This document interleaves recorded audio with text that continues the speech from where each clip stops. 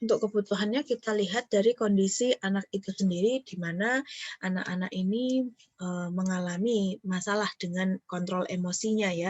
Jadi memang kondisi emosional yang ekstrim, lalu ada perilaku yang tidak sesuai norma, mengganggu bagi diri anak itu maupun orang lain di sekitarnya. Dan dampak dari gangguan emosi dan juga perilaku tidak sesuai ini, itu adalah kesulitan untuk berprestasi dalam belajar, dalam pendidikan. Nah, tentunya masalah itu juga berdampak secara signifikan pada keterampilan sosial anak. Nah, kita lihat dari kondisi anak hambatan emosi dan perilaku ini mendorong adanya kebutuhan dalam ini ya, masalah psikologis gitu ya. Jadi mereka butuh penanganan dengan pendekatan psikologis untuk membantu mengatasi emosi mereka yang ekstrim gitu ya, yang mungkin sangat berlebihan, meledak-ledak gitu, tinggi, tidak stabil ya, mudah sensitif, sangat sensitif, mudah tersulut gitu, atau mungkin justru yang konflik batin yang sangat dalam, atau bahkan ada yang skizofrenia seperti itu ya. Lalu mereka juga butuh dukungan dalam hal pendidikan. Nah, dukungan dalam pendidikan ini nanti lebih menekankan pada bagaimana sih peran guru dalam memberikan penerapan pengontrolan perilaku di dalam kelas dan juga contoh-contoh perilaku positif, motivasi, dan bagaimana guru, juga sekolah, dan orang tua berkolaborasi untuk bisa membimbing anak ini. Jadi tetap tidak hanya pendidikan ini, tidak hanya guru gitu ya, tapi ada juga orang tua di dalamnya. Pengembangan kompetensi sosial. Nah, mereka butuh pengembangan kompetensi sosial untuk mengembangkan perilakunya supaya mereka bisa diterima di lingkungan sosial agar sesuai dengan aturan yang ada di masyarakat dan menghindarkan mereka dari potensi ketika dewasa mereka melakukan kriminalitas dan terlibat dalam hal-hal negatif lainnya di masyarakat. Secara garis besar, kebutuhan mereka adalah 3 hal ini ya, bantuan penanganan masalah psikologis yang dialami oleh anak, dukungan dalam pendidikan, ini termasuk modifikasi pembelajaran serta bagaimana mendorong anak, memotivasi anak ya, nanti termasuk keterlibatan orang tua, dan pengembangan kompetensi sosial anaknya. Untuk memenuhi kebutuhan anak, hambatan emosi dan perilaku sosial, di sini guru dan orang tua dapat bekerja sama untuk berusaha mengatasi semua masalah perilaku ya. Ini ada beberapa hal yang bisa dilakukan. Yang pertama, berusaha mengatasi semua masalah perilaku akibat kelainannya dengan menyesuaikan lingkungan belajar maupun proses belajar sesuai dengan kondisi anak tunalaras. Nah, ini sebutan lainnya adalah tunalaras kalau dalam bidang pendidikan luar biasa ya. Berusaha mengembangkan kemampuan fisik sebaik-baiknya, mengembangkan bakat dan kemampuan intelektualnya. Jadi tetap mereka itu kemampuan lainnya juga selain masalah perilaku dan emosi yang dibantu untuk mereka meregulasi ya, mengatur, itu kemampuan yang lainnya itu tetap dikembangkan juga. Memberi keterampilan khusus untuk bekal hidupnya agar anak punya kemandirian ya, bisa menghasilkan uang sendiri, bisa mereka mandiri di masyarakat, bisa survive gitu ya di kehidupan dewasa, kemudian memberikan kesempatan sebaik-baiknya agar siswa ini bisa menyesuaikan diri dengan lingkungan ya, dengan norma-norma. Jadi tetap harus diberikan kesempatan, bukan justru sebaliknya. Jangan melibatkan dia kayak gitu ya. Itu namanya malah mengeksklusifkan lagi, mengeluarkan dia dari lingkaran lagi. Memberikan rasa aman agar memiliki rasa percaya diri dan merasa tidak tersia-siakan oleh lingkungan sekitarnya, menciptakan suasana yang tidak menambah rasa rendah diri, rasa bersalah. Untuk itu, guru perlu memberi penghargaan atas prestasi yang mereka tampilkan, sehingga mereka bisa diterima oleh lingkungannya. Nah, jadi memang kita harus mensupport mereka ya, dari men-setting kelas, kemudian menyeting pembelajaran, membekali mereka dengan pengetahuan, dengan keterampilan, memberikan kesempatan untuk bersosialisasi, menciptakan rasa aman untuk mereka, menciptakan suasana yang mereka merasa diterima gitu. Meskipun ini sulit gitu ya, karena mereka sendiri menentang, nggak mau dirangkul seperti itu. Tapi ada cara-cara yang bisa ditempuh gitu. Dan ini bukan satu-satunya tanggung jawab guru kelas untuk mengatasi hal itu. Ini bisa kolaborasi berbagai pihak. Berbagai jenis layanan yang diberikan bagi anak HEPS, lingkungan fisik, ditutup aja. Oke, di sini ada kondisi yang tidak mendukung bagi pendidikan anak HEP. Jadi ketika kita menemukan beberapa kondisi ini adalah kondisi-kondisi yang tidak menguntungkan untuk membelajarkan anak HEP. Apa saja kondisi tersebut? Yang pertama, lingkungan fisik yang kurang memenuhi persyaratan. Kayak misalnya bangunan sekolahnya itu sempit gitu ya, sanitasi buruk. Tidak jarang hal ini menjadi anak merasa bosan dan tidak betah berada di sekolah ya, fasilitas tidak memadai dan sebagainya. Disiplin sekolah yang kaku dan tidak konsisten. Nah, ini kalau misalnya sekolahnya suka memberikan hukuman, dikit-dikit hukuman tanpa memperhatikan berat ringannya pelanggaran siswa. Nah, keadaan ini justru membuat siswa itu merasa kecewa dengan sekolah, tidak menyukai sekolah ya.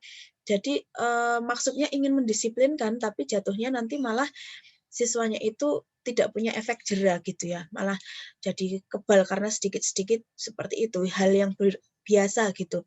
Dan siswa juga akan merasa tidak ada motivasi untuk sekolah gitu ya, merasa tidak nyaman dengan sekolah gitu.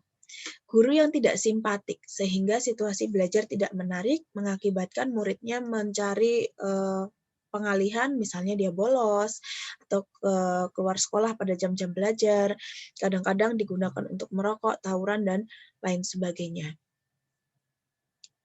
Kurikulum yang digunakan tidak berdasarkan kebutuhan anak. Akibatnya, anak harus mengikuti kurikulum bagi semua anak, bagi anak umumnya, walaupun itu nggak sesuai dengan bakatnya. Demikian pula kurikulum yang berubah-ubah menjadikan anak merasa jenuh dan melelahkan. Nah, ini kurikulum juga nanti akan berdampak. Metode teknik mengajar yang kurang mengaktifkan anak ini jelas sekali ya. Kalau metodenya itu tidak bisa mendorong anak, memotivasi anak untuk belajar, ini bisa mengakibatkan anaknya itu cepat bosan, mengalihkan perhatian gitu ya, dan cepat merasa lelah. Nah, kondisi-kondisi ini perlu kita hindari nanti kalau kita ngajar. Nah, ini tidak hanya untuk anak hambatan emosi, tapi untuk semua siswa juga seperti itu. Ini wajar sekali ya. Jadi ketika sekolahnya fasilitasnya nggak lengkap atau fasilitasnya banyak yang rusak, kemudian aturan sekolah itu nggak jelas, gurunya juga kurang berinovasi ya, kurang menarik, kurikulumnya itu gonta-ganti, atau tidak ada penyesuaian kurikulum dan kemampuan anak, itu pasti prestasi belajar anaknya juga tidak akan melejit gitu ya. Inilah yang sebaiknya kita hindari. Mengapa anak-anak hambatan emosi ini seringkali mengalami kegagalan dalam belajar? Nah, ini ada pendapat dari Kaufman, kegagalan itu timbul karena guru yang tidak sensitif terhadap kepribadian anak. Jadi gurunya tidak paham sama kondisi si anak ya, dia nggak paham sama perilaku si anaknya, nggak bisa peka bahwa si anak ini tuh berbeda loh perilakunya dengan yang lain. Nah, itu juga masalah ya. Jadi gurunya tidak sensitif, nggak bisa bedain anak bermasalah dengan yang tidak. Kemudian gurunya yang kedua harapannya tidak wajar. Artinya si guru ini mungkin bisa jadi terlalu tinggi berharap pada si anak gitu ya. Nah, ini kenapa sih harapan guru tidak wajar? Ya ini bisa karena si guru ini tidak tahu tentang kondisi si anak. Tuh. Pengelolaan belajar yang tidak konsisten. Jadi untuk anak-anak HEP ini prinsip yang dipegang itu harus konsisten. Aturan jelas, tegas, dan konsisten. Nah, tapi ini ketika guru tidak konsisten terhadap aturan-aturan belajar di kelas, nah untuk anak-anak yang HEP ini, mereka akan mudah untuk kembali menunjukkan perilaku-perilaku yang mengganggu. Gitu ya. Karena kan si anak ini mereka harus tahu apa yang pegang betul, apa yang boleh dan tidak boleh dilakukan di kelas. Yang keempat, pengajaran keterampilan yang tidak relevan atau non-fungsional. Nah, kadang-kadang kan materi yang diajarkan itu nggak relevan sama kehidupan anak gitu ya. Sehingga ya tidak langsung terpakai gitu. Jadi ya tidak bermakna untuk anak gitu ya. Pola reinforcement yang keliru, misalnya diberikan pada saat anak berperilaku tidak wajar. Reinforcement ini adalah penguatan. Nah, ini teknik behavioral ya. Ini teknik behavioral untuk mengendalikan perilaku anak. Jadi penguatan ini atau reinforcement ini diberikan ketika anak-anak itu berhasil menunjukkan perilaku yang diharapkan, perilaku positif yang mau dipertahankan biar muncul terus. Nah, nanti dikasih penguatan. Penguatannya bisa reward hadiah apa yang dia suka misalnya. Gitu ya. Nah, kalau pemberian penguatan ini diberikan pada saat-saat yang tidak konsisten, kemudian pada saat yang keliru, malah justru diberikan saat anak tidak melakukan yang diinginkan guru atau yang perilaku yang ditargetkan. Nah, ini juga anak jadi tidak paham. Reinforcement-nya jadi tidak berguna gitu ya. Jadi perilaku positif yang kita harapkan itu tidak akan muncul karena si anak jadi tidak paham. Anak juga bingung gitu kok. Aku melakukan kesalahan, aku dikasih hadiah. Aku melakukan kebaikan, aku dikasih hadiah kayak gitu. Nah, sedangkan konsep betul salah, baik buruk itu si anak ini juga seringkali mereka tidak punya value tentang itu, tidak punya konsep tentang itu gitu. Nah, untuk membantu itu kan makanya diberikan teknik-teknik. Salah satunya tekniknya adalah dengan modifikasi perilaku, menerapkan reinforcement untuk perilaku positif yang diharapkan untuk dimunculkan si anak gitu ya.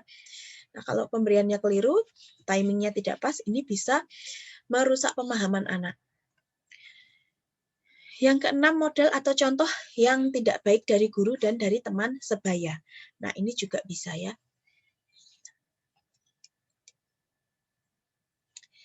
Model pendekatan anak hambatan emosi dan perilaku. Nah, ini menurut ada dua ya. Menurut Astati ada model biogenetik, behavioral, psikodinamika, dan ekologis. Nanti ada yang lain lagi. Nah, ini model layanan. Ada model afeksi, kognitif, ekologi ya. Ini dari sumber yang lain. Kita bahas yang ini dulu. Menurut Astati, model pendekatan itu cara kita mendekati si anaknya itu ya. Kita dekati untuk nanti kita tangani masalahnya, untuk kita berikan edukasi, untuk kita berikan bantuan psikologis, untuk kita ajarkan keterampilan tentang kompetensi sosialnya. Nah, ini adalah model-model pendekatannya, ada biogenetik, behavioral, psikodinamika, dan ekologis. Kalau biogenetik ini berkaitan dengan medis ya. Nah, ini penjelasannya. Asumsinya adalah gangguan perilaku ini disebabkan oleh kecacatan genetik atau biokimiawi. Jadi ada secara saraf gitu ya, secara saraf, secara gen itu yang menyebabkan adanya gangguan emosi dan perilaku. Nah, model biogenetik ini mereka mengedepankan penanganan dengan obat, diet, olahraga, operasi, jadi yang berbau dengan medis gitu ya. Nah, ada beberapa obat yang memang kalau diberikan pada anak-anak ini tuh bisa membuat mereka menjadi lebih tenang, dan membuat mereka lebih fokus, meningkatkan kewaspadaan sehingga fungsi kognitifnya itu bisa lebih baik. Nah, itu ada obat-obat seperti itu. Lalu ada juga dengan diet, olahraga. Nah, diet ini adalah mengurangi satu asupan zat tertentu. Contohnya kayak misalnya anak yang hiperaktif itu mereka diet gula dan garam. Kenapa? Karena gula itu akan menambah energi si anak sehingga nanti dia kalau punya energi banyak dia bisa gerak-gerak terus gitu ya. Memberikan kekuatan dia untuk banyak bergerak gitu. Nah, kalau garam itu juga mempengaruhi katanya orang-orang yang ini ya yang praktisi diet-diet untuk anak berkebutuhan khusus itu ya, kalau garam itu bisa memicu perilaku hiperaktivitas juga. Saya nggak tahu detailnya medisnya seperti apa, tapi penjelasan mereka seperti itu. Jadi memicu perilaku-perilaku yang tidak sesuai juga gitu ya. Lalu olahraga. Nah, kita tahu di sini olahraga kan dengan olahraga itu kita bisa lebih sehat, bisa mengaktifkan sel-sel tubuh kita, hormon-hormon kita sehingga nanti mencapai kestabilan metabolisme, mencapai kestabilan produksi hormon gitu. Lalu ada operasi. Nah, ini pada saraf tertentu itu diberi tindakan gitu dengan operasi. Terapi dengan obat-obatan ini juga dikenal sebagai medikamentosa ya. Pemberian obat-obatan khusus. Nah, ini tentunya di bawah pengawasan dokter. Jadi obatnya itu tidak sembarang dan ada dosisnya. Kemudian model behavioral atau tingkah laku. Behavior itu tingkah laku ya. Nanti kalau bilang teori belajar behavioristik itu pasti berkaitan dengan tingkah laku. Bagaimana kita mengatur tingkah laku si anak ini dengan memodifikasi gitu ya. Asumsinya gangguan emosi dan indikasi ketidakmampuan menyesuaikan diri yang terbentuk bertahan dan mungkin berkembang karena interaksi dengan lingkungan. Jadi yang diyakini oleh model ini, model behavior ini, gangguan emosi itu indikasi dari seseorang ketika mereka itu tidak bisa menyesuaikan diri dengan lingkungan. Nah, kemudian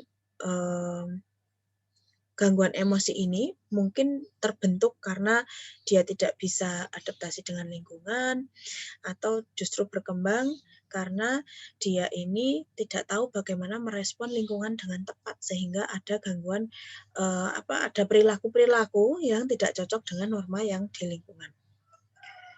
Nah, karena perilaku ini sangat berkaitan dengan lingkungan ya, kan perilaku itu selalu ada latar belakang lingkungannya ya. Makanya penanganannya ini tidak hanya diberikan pada anak, tapi juga pada lingkungan tempat anak belajar dan tinggal. Jadi ini nanti setting penerapannya itu tidak hanya di sekolah, tapi juga di rumah. Model psikodinamika. Penyebab gangguan emosi dan perilaku ialah terjadinya gangguan dalam proses perkembangan kepribadian karena berbagai faktor. Ada yang menyebutkan bahwa ada konflik batin yang tidak teratasi. Ini konflik batin ini. Salah ya ini. Konflik batin yang tidak teratasi sehingga terjadi gangguan proses perkembangan kepribadian. Cara mengatasinya di sini dengan pengajaran psikoedukasional, yaitu menggabungkan usaha membantu anak dalam mengekspresikan dan mengendalikan perasaannya.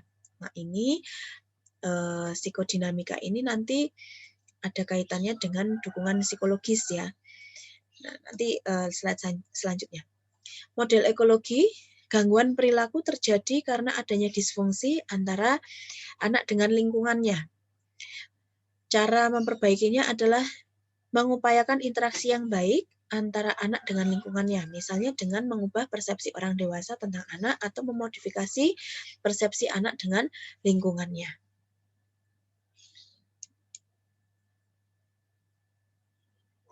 Ini adalah teknik-teknik dari model pendekatan tadi ya. Kalau dia biogenetik, tekniknya salah satunya adalah dengan obat-obatan. Pemberian obat-obatan tertentu untuk mengurangi atau menghilangkan gangguan perilaku. Ini kalau obatnya dikurangi atau dihentikan, itu biasanya nanti perilakunya bisa muncul lagi. Jadi ada kayak ketergantungan gitu ya. behavioral atau perilaku ini dengan teknik modifikasi perilaku.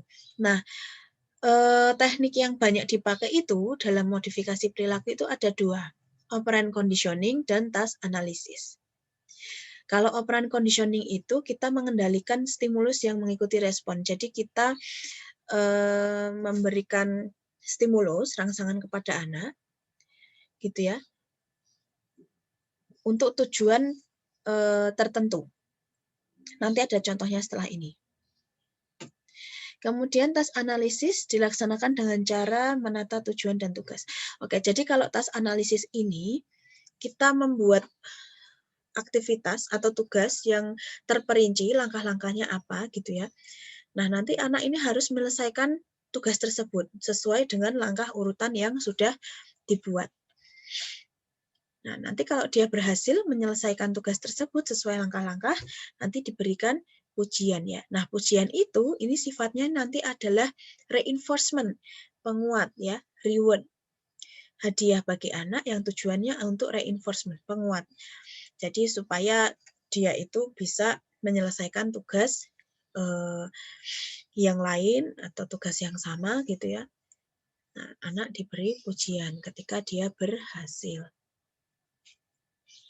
Psikodinamika tekniknya ada talk treatment. Jadi ini seperti kayak kita konseling individual, terus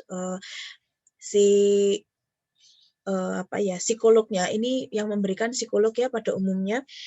Ini psikolognya itu ngajak ngobrol si anak gitu ya, ngobrol terus dicari tahu tentang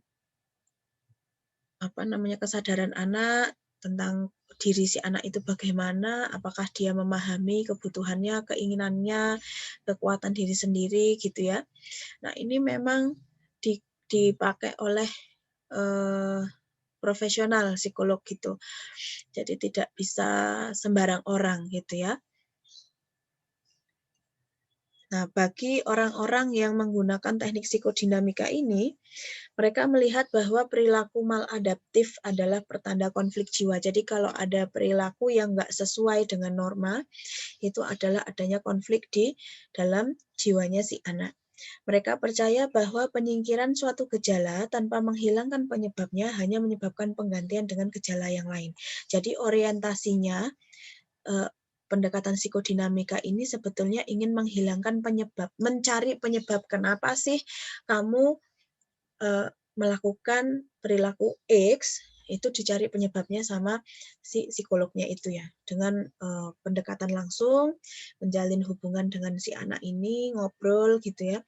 Nah, ini membangun kedekatan supaya si anak ini bisa terbuka, betul-betul terbuka, dan si psikolog ini bisa mengevaluasi bagaimana sih kejiwaan anak ini. Nanti ada keterusan, ada keberlangsungannya ya, perawatannya bagaimana, prosedur penanganannya seperti apa.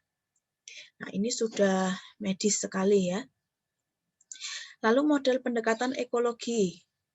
Nah, ini bisa dengan tekniknya adalah modifikasi lingkungan. Kalau modifikasi lingkungan itu berarti kita menciptakan lingkungan. Dan menciptakan lingkungan yang baik supaya si anak ini bisa menjadi insan yang sesuai dengan tumbuh kembangnya, yang sesuai dengan norma yang berlaku di masyarakat. Kalau behavioral, ini dia memodifikasi perilaku si anak dengan dua cara. Kita mengontrol rangsangan yang diberikan, atau kita membuat daftar tugas yang harus dia lakukan dengan detail. Kalau ekologi, ini kita memodifikasi lingkungannya. Jadi beda ya, kontras ya. Ini memodifikasi perilaku anaknya, kalau ini memodifikasi lingkungannya. Nah, yang sering kita pakai itu nanti ini, yang paling mungkin dilakukan oleh guru kelas itu adalah behavioral dan pendekatan ekologi. Kalau biogenetik dan psikodinamika ini lebih pada medis. Ini dokter, ini dokter jiwa atau psikolog ya. Dokter jiwa dan psikolog itu dua profesi yang berbeda maksudnya. Nah, ini bisa dilakukan oleh mereka, salah satu dari mereka. Nah, Ada juga model layanan, model afeksi, model kognitif, dan juga ekologi. Nah, ini sebetulnya kalau model afeksi itu menekankan pada bagaimana guru membentuk perilaku siswa, seperti kalau di kurikulum itu kan ada KI 1, KI 2 ya, tentang karakter ya, tentang karakter dan religius. Nah, itu bagaimana guru menerapkan KI 1, KI 2 itu bagi siswa yang mengalami hambatan emosi, perilaku, dan sosial. Nah, nanti ada kegiatan-kegiatan khusus untuk mengembangkan afeksi si anak ini. Lalu kalau model kognitif dan sosial, di sini ada kognitif dan sosial ya, ini lengkapnya. Nah, ini juga ada pendekatan-pendekatan khususnya. Nanti setelah ini saya share sumbernya saja. Lalu dari model ekologi, di sini adalah pendekatan dari lingkungan anak. Jadi ini sama ya dengan yang tadi, bagaimana lingkungan ini turut serta bisa membentuk kepribadian si anak. Kita memodifikasi lingkungannya. Jadi ada peran-peran lingkungan untuk membantu anak bisa berperilaku sesuai. Model pendekatan perilaku. Oke, ini penjelasan dari yang slide sebelumnya. Model pendekatan perilaku yaitu memperbaiki perilaku anak dengan melakukan modifikasi perilaku. Tekniknya yang dipakai operant conditioning atau OC, kita singkat OC saja, dan task analisis. Nah, contoh dari OC di sini ketika seorang anak menghisap ibu jari jika menonton TV, orang tua mematikan TV selagi ibu jari di mulut anak dan menyalakan TV jika ia tidak menghisap ibu jarinya. Jadi pas anaknya nonton TV, pas dia menghisap ibu jari sama orang tuanya, TV-nya dimatiin. Nanti kalau dia lepas ibu jarinya itu, TV-nya dinyalain sama orang tuanya. Dalam hal ini anak akan belajar jika ingin TV menyala, maka ia tidak boleh menghisap ibu jari. Menghisap ibu jari adalah operan yang dikendalikan oleh stimulus. Artinya ini matinya TV ya. Stimulusnya itu matinya TV. Pengkondisian operan berdasarkan prinsip dasar bahwa perilaku adalah suatu fungsi konsekuensi penerapan stimulus positif TV menyala segera setelah suatu respon matinya TV merupakan hukuman. Nah, jadi di sini stimulusnya adalah matinya TV. Nah, stimulus ini kita gunakan untuk mengendalikan ini ya, perilaku positif yang diharapkan itu melepaskan hisapan ibu jari. Nah, gitu. Ini bisa ini hanya contoh saja. Ini bisa hal-hal lain juga. Misalnya kalau anak kecil itu kan ingin apa ya? Kalau anak kecil itu misalnya dia nggak mau mandi sore, misalnya gitu, nggak mau mandi sore. Terus dia senang makan keripik gitu. Dia senang keripik, nah orang tuanya tahu dia senang keripik, nah si anak ini nggak mau mandi sore, nanti orang tuanya itu bisa gini, kalau mau mandi sore, nanti dikasih keripik gitu. Tapi kalau nggak mandi sore, nanti nggak dapat makan keripik habis mandi, kayak gitu. Jadi ada stimulusnya ini yang dipakai itu keripiknya itu ya, buat mancing anaknya itu mau mandi. Nanti kalau anaknya mandi ya nanti dikasih keripiknya. Kalau anaknya nggak mandi ya dia nggak dapat keripik di hari itu, kayak gitu. Bisa dipahami nggak ini? Yang operant conditioning ini? Bisa, Bu. Oke, Mbak Hanif bisa ya. Semoga yang lain juga bisa. Jadi intinya itu kita menggunakan sesuatu untuk mengendalikan, menggunakan sesuatu sebagai pancingan, stimulusnya, supaya si anak ini mengeluarkan perilaku yang diharapkan gitu ya. Ada beberapa langkah dalam melaksanakan modifikasi perilaku, yaitu yang pertama, kita harus jelas dulu perilaku apa yang mau dirubah dari si anak. Kita targetkan satu aja, jangan nyabang. Misalnya kayak ini, kalau di contoh ini kan menghilangkan kebiasaan menghisap ibu jari. Nah, jadi satu dulu. Menyediakan bahan yang mengharuskan anak untuk duduk diam. Jadi ini maksudnya kita sedia ini stimulusnya mau pakai apa?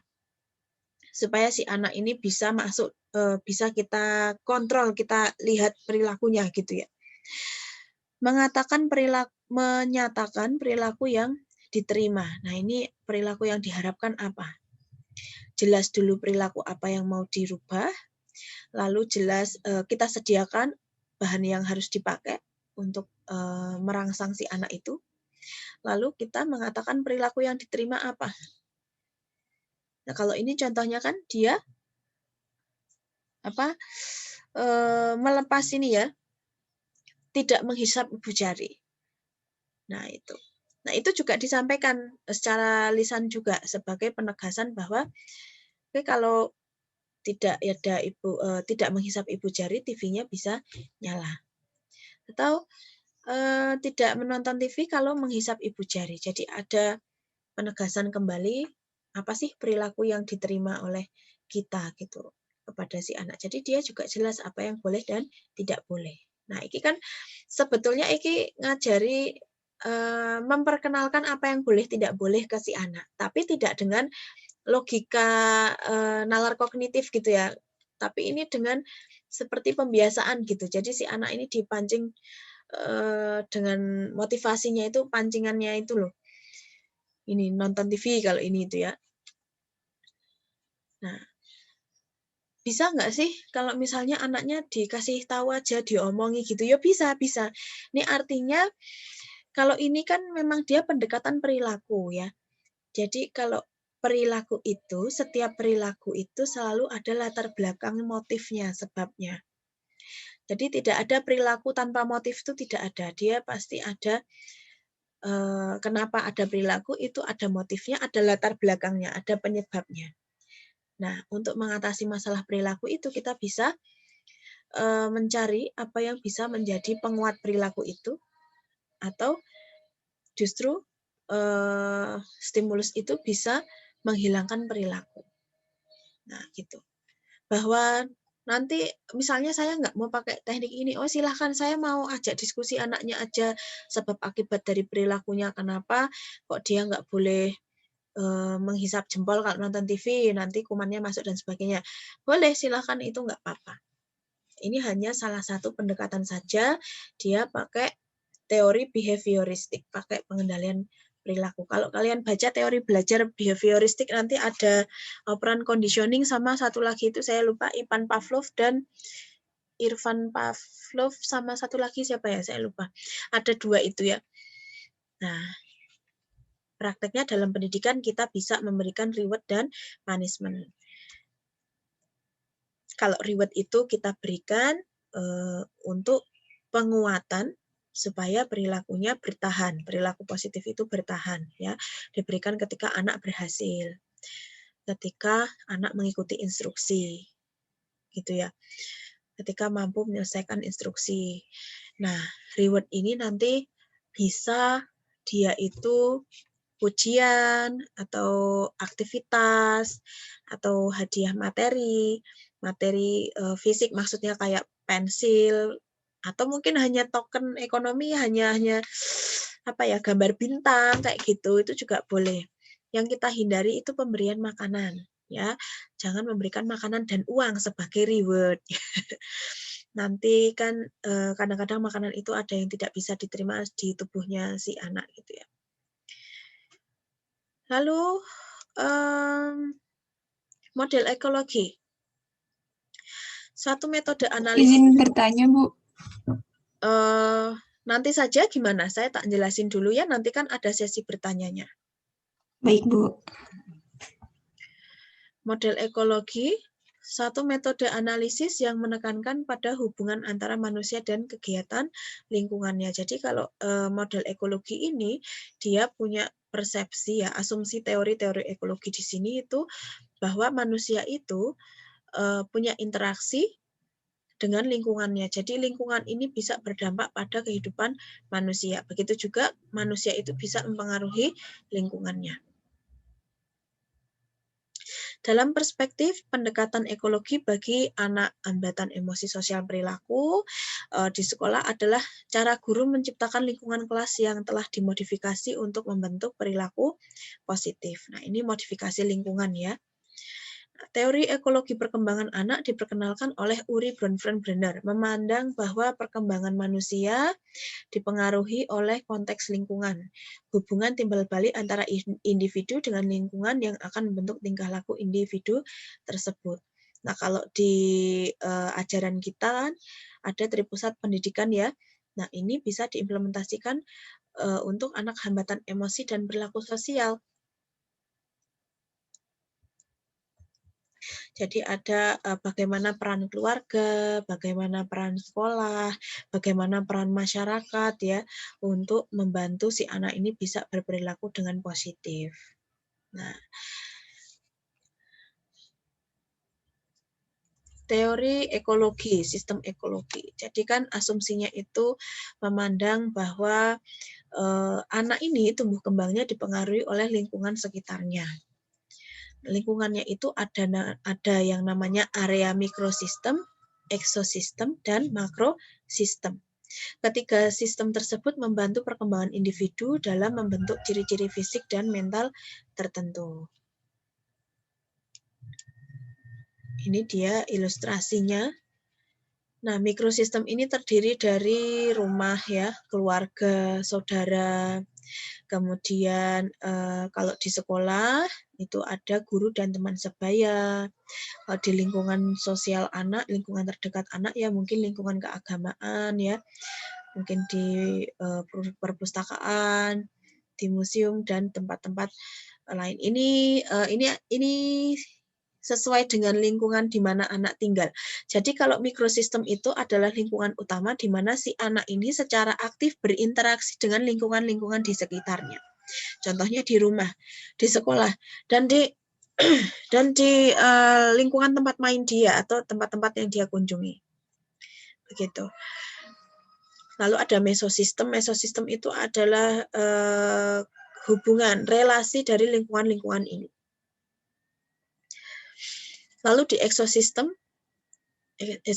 ini lingkungan keduanya, misalnya sistem sekolah, media massa, pemerintahan, kemudian kebijakan pendidikan, ini tidak langsung mempengaruhi si anak. Yang langsung kan yang mikrosistem ini ya. Kalau ini dia tidak langsung mempengaruhi si anak dan ini dia sifatnya pasif. Jadi hanya anak menerima gitu aja. Kalau di sini kan dia bisa mengalami interaksi langsung. Lalu di sini di makrosistem ini dia lebih luas lagi, ini lebih pada budaya dari sebuah negara, ideologi sebuah negara, yang secara tidak langsung dia juga mempengaruhi bagaimana anak ini hidup di tempat itu ya, tumbuh kembang di tempat itu.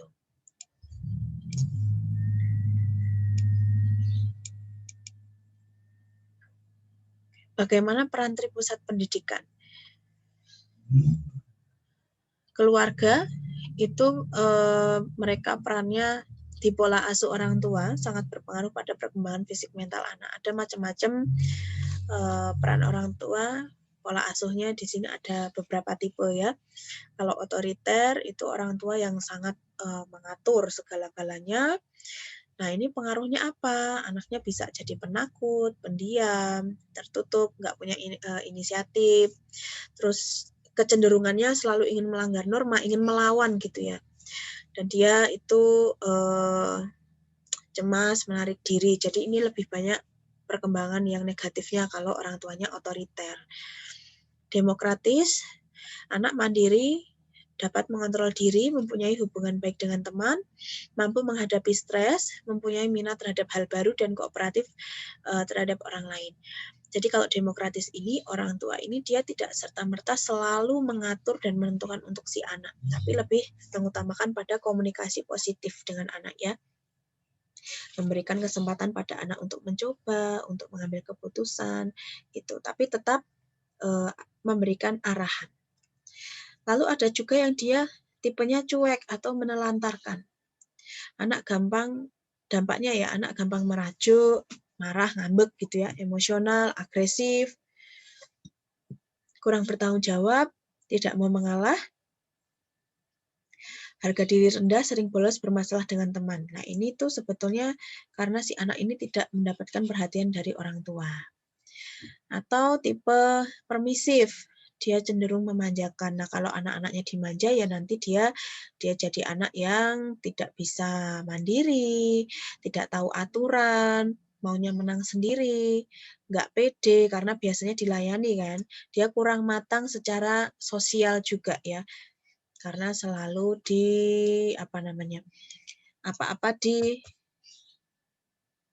bantu orang tua, apa-apa ditutupi, ditolongi oleh orang tua. Jadi dia kemampuan problem solving-nya juga rendah gitu. Emosinya juga kurang matang, suka menentang. Oke. Nah, dari tipe-tipe pola asuh ini kalian mungkin bisa menyimpulkan sendiri manakah yang baik diterapkan bagi anak ya. Kadang kan ada yang wah, orang tua itu harus otoriter supaya anaknya nanti bisa diatur gitu. Tapi ternyata otoriter itu juga dampaknya negatif gitu. Atau aku pengen menjadi sahabat aja sama anak. Nah, hati-hati. Menjadi sahabat anak itu yang seperti apa? Anak harus tetap punya arahan. Dia harus tetap diajarkan untuk bertanggung jawab dan mandiri. Nah, makanya ada yang namanya pola asuh positif parenting. Nah, di sini belum masuk ya. Positif parenting itu kita memberikan 3 hal. Yang pertama adalah stimulasi sesuai usia. Yang kedua, komunikasi positif, komunikasi efektif. Yang ketiga adalah disiplin positif. Kalau stimulasi sesuai usia itu anak-anak didukung untuk berkembang, difasilitasi bagaimana tumbuh kembang dia sesuai usia perkembangannya. Tugas-tugas perkembangannya apa. Jadi nanti caranya beda-beda ya, seiring dengan usia anak itu nanti cara stimulasinya beda-beda. Lalu kalau dia yang kedua itu adalah penerapan komunikasi efektif. Komunikasi efektif itu kita berkomunikasi dengan jelas pada anak tanpa emosi yang negatif. Jadi anak juga nerimanya enak. Supaya anak ini tidak salah tangkap, yang ditangkap malah emosinya gitu ya. Dia terluka batinnya karena cara ngomongnya orang tuanya membentak, berteriak gitu ya. Bahkan ketika kita ingin melarang anak untuk dalam tujuan menghindarkan dia dari suatu yang bahaya. Nah, kita bisa gunakan kalimat positif. Contohnya, ketika anak itu suka lari-lari di dalam rumah gitu ya. Anak-anak kan gerakannya kadang-kadang tidak terkontrol ya, belum bisa mengontrol. Jadi bisa saja dia menabrak benda di rumah dan terjatuh, terluka. Nah, kita bisa bilang, berjalan saja di rumah. Jangan katakan, jangan lari-lari gitu ya. Jangan ribut. Nah, kita bisa pakai kalimat versi positifnya. Mainnya jalan aja gitu. Jalan pelan-pelan, yang hati-hati. Bicaranya pelan-pelan ya. Nah, kalimat-kalimat seperti itu. Jadi kita tidak pakai kata jangan. Lalu ketika kita melarang anak, kita harus jelaskan alasannya apa. Kenapa kok kita tidak melakukan itu. Tentunya dengan bahasa yang sesuai kemampuannya anak memahami ya. Lalu yang terakhir itu disiplin positif. Disiplin positif itu kita memberikan kebiasaan-kebiasaan yang baik pada anak. Jadi kita ajarkan mereka bertanggung jawab dengan kebiasaan-kebiasaan positif. Misalnya anak dibiasakan untuk merapikan tempat tidurnya. Contohnya ya, biasakan anak untuk membereskan mainannya setelah bermain. Biasakan anak menaruh piring yang sudah dipakai makan itu di tempat yang semestinya. Kayak misalnya tiap keluarga kan beda-beda, tapi ini ya, misalnya piring yang kotor itu nanti ditaruh di tempat sendiri atau di tempat cuci piring gitu ya. Lalu ketika anaknya udah bisa membantu pekerjaan rumah ya, usia SD gitu udah bisa ya. Misalnya dia dikasih tanggung jawab nih, setiap pagi dia harus buang sampah atau nyapu halaman kayak gitu. Ya ini harus disesuaikan dengan usianya juga ya. Jadi jangan sampai anaknya masih kecil gitu udah disuruh ngepel, nyapu, masak, nyuci gitu ya. Jangan seperti itu juga. Jadi harus lihat usia si anaknya juga ya. Yang penting ada pembiasaan untuk bertanggung jawab melakukan hal-hal rutin yang positif. Dan itu sifatnya adalah tanggung jawab.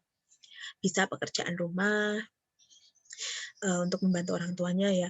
Bisa juga kebiasaan kayak mengerjakan PR dan kebiasaan belajar yang dibentuk gitu. Tapi jangan hanya sebatas melakukan pekerjaan untuk dirinya sendiri. Jadi berikan tugas-tugas itu yang nanti sifatnya ini adalah untuk kepentingan bersama dalam keluarga. Jadi biar dia itu belajar, saya ini bertanggung jawab berperan dalam keluarga.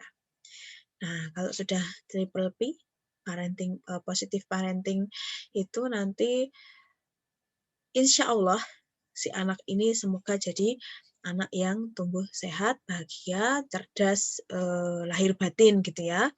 Sehingga terhindar dari perilaku-perilaku negatif atau perkembangan yang negatif gitu. So, next, kita kembali ke peran Tripusat, itu tadi peran keluarga. Lalu sekolah. Sekolah ini kan tempat yang strategis untuk pendidikan karakter karena orang-orang yang datang ke sekolah itu adalah orang-orang dari berbagai lapisan masyarakat ya. Untuk sekolah umum ya, konteksnya di sini ya. Dan juga di sekolah itu ketemu dengan berbagai karakter orang lain, anak-anak yang lain.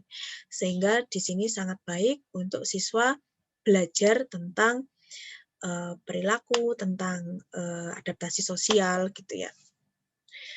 Masyarakat. Nah, di sini kita batasi ya, masyarakat itu kan luas sekali. Bisa masyarakat satu negara itu kan juga masyarakat. Tapi kita batasi saja untuk teman sebaya kalau untuk anak-anak hambatan emosi ya.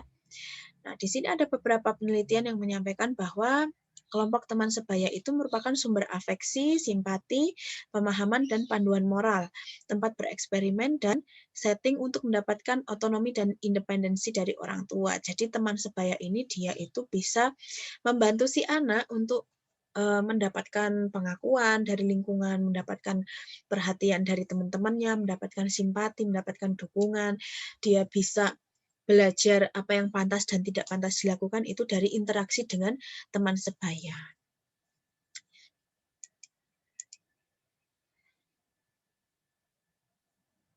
Oke. Apa yang bisa dilakukan oleh keluarga yang memiliki anak hambatan emosi dan perilaku sosial? Di sini ada beberapa saran yang disarankan oleh Pak Abdul Rahim. Yang pertama, menerima kondisi anak. Ya, orang tua harus menerima dulu kondisi anaknya. Yang kedua, memberikan rasa aman dan nyaman bagi anak di rumah. Memahami pola perilaku anak, khususnya perilaku negatif ya, jadi dipahami kenapa perilaku negatif itu bisa muncul. Ini kan pola perilaku ya, pola perilaku. Kalau pola itu kan berarti ada sesuatu yang diulang. Nah, ini keluarga harus mengetahui apa toh perilaku negatifnya si anak ini, bentuknya seperti apa, yang diulang-ulang itu seperti apa, yang sering terjadi itu bagaimana, lalu penyebabnya apa. Nah, itu dipahami pola perilakunya, mengubah pola interaksi dan komunikasi. Ini cara interaksi dan komunikasi dengan anak tersebut harus dirubah. Konsistensi dalam menerapkan peraturan keluarga. Jadi harus jelas aturan di keluarga itu bagaimana. Apa yang boleh tidak boleh dilakukan. Apa kebiasaan keluarga yang harus dilakukan. Apa yang tidak dilakukan oleh keluarga. Apa yang nggak boleh gitu ya. Ini harus jelas. Memberikan penghargaan atau reward terhadap perubahan perilaku yang ditunjukkan oleh anak. Nah, itu yang bisa dilakukan oleh pihak keluarga. Lalu bagaimana dengan guru? Nah, di sini guru berperan dengan melakukan pengelolaan kelas. Nah, ini si anak-anak yang mengalami hambatan emosi, AHEPS ini ya, posisi duduk yang paling ideal adalah berada di barisan tengah. Nah, kenapa di barisan tengah? Ini supaya dia ada di antara teman-temannya, dia bisa melihat contoh-contoh perilaku temannya, dan juga untuk menghalangi dia mau ini ya, jalan-jalan keluar kemana-mana gitu ya. Memilih teman sebangku. Guru memilih anak yang menjadi tauladan di kelas untuk duduk bersama. Jadi dicarikan teman yang bisa cocok sama karakter si anak ini. Mungkin cari teman yang dia tuh orangnya misalnya kalau si anaknya ini pendiam, si AHEPS-nya ini pendiam, cariin temen yang bisa memancing supaya si anaknya mau ngobrol, gitu ya. Jadi cari anaknya yang lebih aktif gitu. Dan juga anaknya yang karakternya yang mau gitu ya, jangan yang antagonis gitu, malah dia nanti jadinya dibully gitu ya. Memberikan tanggung jawab. Tanggung jawab paling sederhana misalnya memimpin doa setiap mulai dan menutup pelajaran atau bentuk tanggung jawab yang lain ya.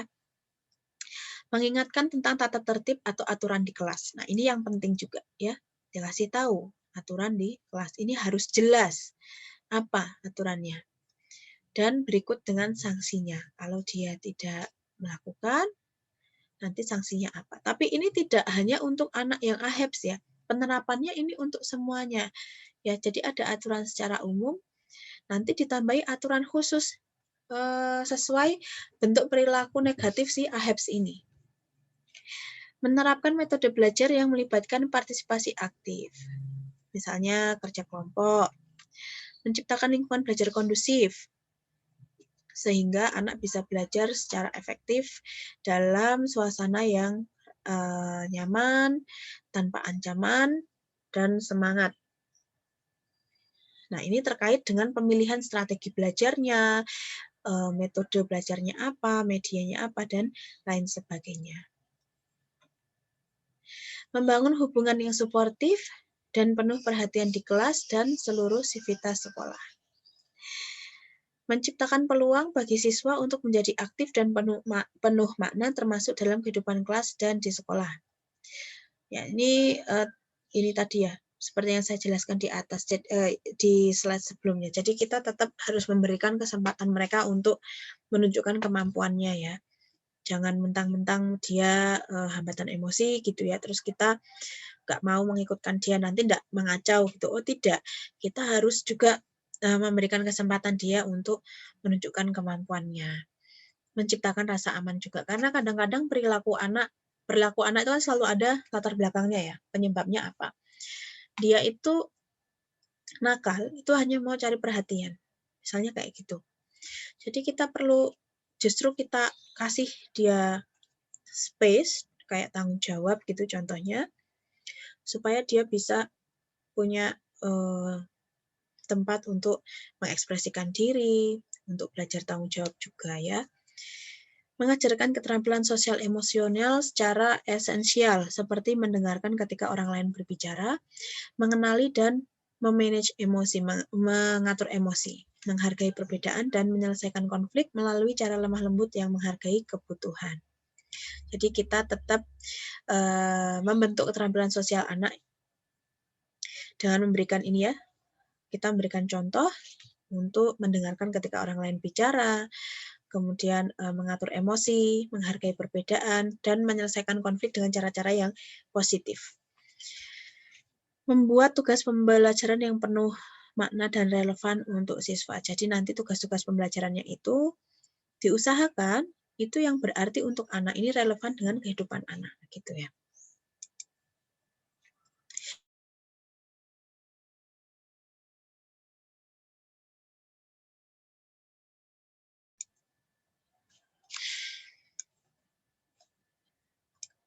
Lalu lingkungan pertemanan. Nah, ini tadi maksudnya masyarakat ya. Masyarakatnya kan kita batasi di lingkungan pertemanan.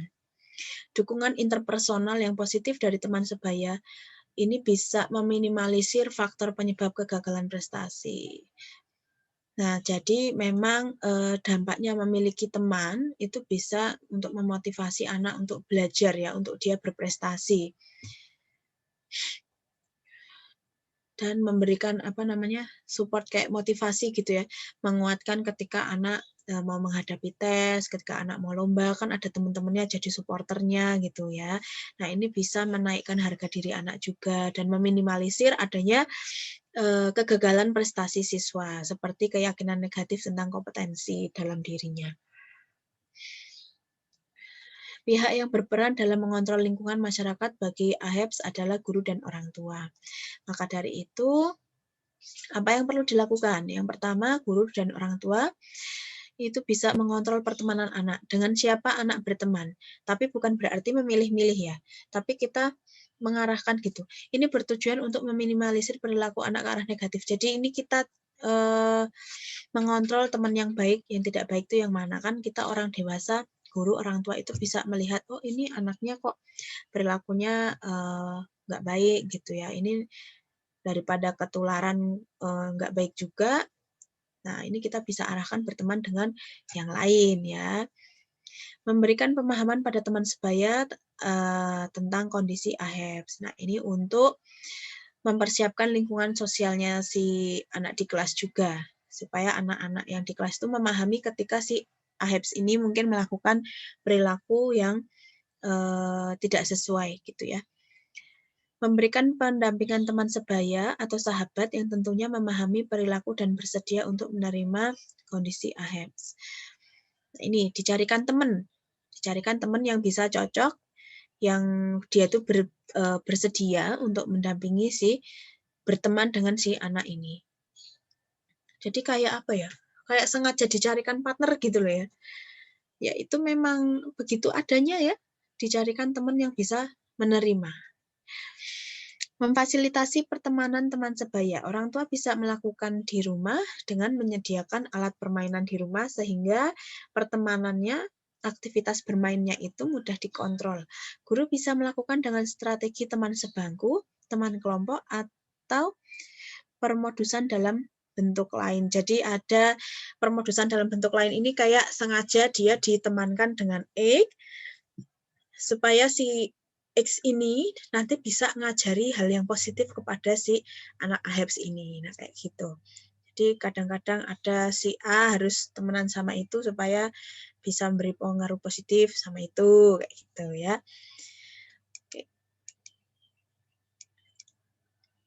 Ya, materinya kurang lebih itu. Nanti saya kirimi file tambahan materi tentang pendekatan sosial kognitif dan afektif ya. Dari sini mungkin ada yang mau ditanyakan tadi Mbak Hanif. Mau bertanya apa? Silakan. Ini Bu, tentang pemberian reward itu lebih efektif diberikan tuh kayak kalau misalkan kamu mengerjakan ini nanti diberikan ini, atau mengalir begitu saja setelah dia melakukan itu baru dikasih reward itu. Harus disampaikan di awal. Jadi biar jelas apa yang diharapkan. Jadi biar jelas tujuan perilaku si anak ini mau apa. Gitu Mbak. Harus disampaikan. Jadi di awal sebelum reward punishment ini harus ada ini ya, kesepakatan dulu. Ada kesepakatan apa yang diharapkan. Sebentar, saya mau bukain PPT yang lain. Gitu Mbak Hanif. Jadi harus jelas dulu, si anak dikasih tahu, ayo kerjakan nanti kalau sudah selesai, nanti boleh main bola misalnya gitu. Jadi di awal itu diomongin dulu. Jadi kan supaya si anak ini juga termotivasi gitu ya. Tuh. Baik Bu, terima kasih. Ada lagi?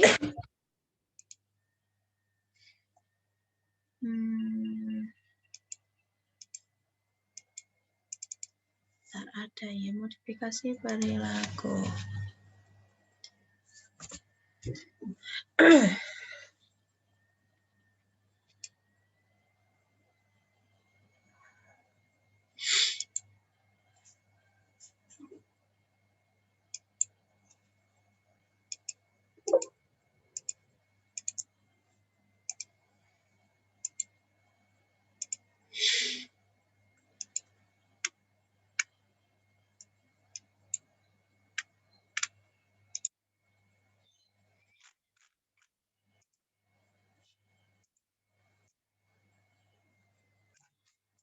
Nah, saya mau share satu lagi PPT.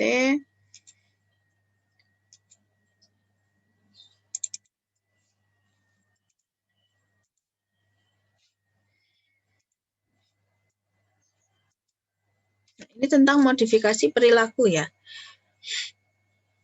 Oke. Nah, jadi modifikasi perilaku ini seringkali diberikan pada anak-anak yang memang mereka mengalami kesulitan untuk mengontrol perilakunya. Ini contohnya adalah anak ADHD dan juga anak yang HEP ini ya. Nah, ini kebetulan PPT-nya saya tayangkan di kelas ADHD, jadi